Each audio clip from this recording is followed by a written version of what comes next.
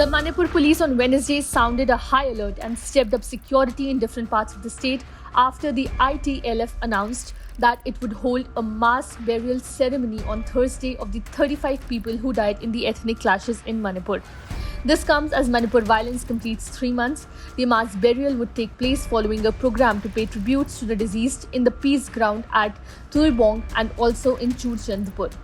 Additional central security forces have been rushed to Bishnupur-Churchandpur district boundary in Manipur amid the calls by the tribal body. The bodies, including that of 3 women, preserved with the help of white pumpkins, which is a traditional practice, and ice slabs, are currently at the Churchandpur district hospital. There are only 9 cold storage units in the hospital. The Indigenous Tribal Leaders Forum (ITLF) had earlier this week announced the mass burial on August 3rd. The group said it would bury the Kuki-Zo martyrs at the S. Boljang village near the Churchandpur-Bishnupur border around 11 am. Even as the ITLF issued statements about the mass burial of the 35 dead men and women, the COCO CMI, which is the Coordinating Committee on Manipur Integrity Group, accused the Kuki groups of playing politics and said that creating a mass grave would provoke the sentiments of the people. Women groups also protested outside the Bishnupur Deputy Commissioner's office, demanding that the mass burial by the ITLF be stopped. The violence in Manipur started in Churchandpur on May 3rd after a solidarity march organized by All Tribal Students Union, Manipur, against a move to grant ST status to the Meiteis.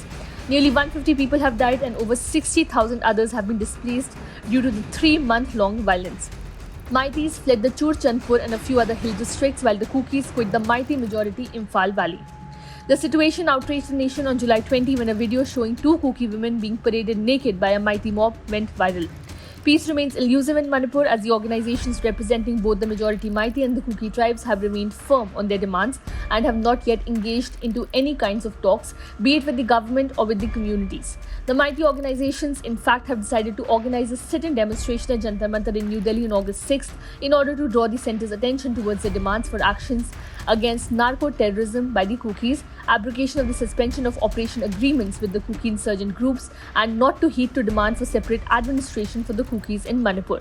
The Kuki organizations, on the other hand, say separate administration is the only way forward as the ongoing violence had already made emotional separation between the Kukis and the Meiteis.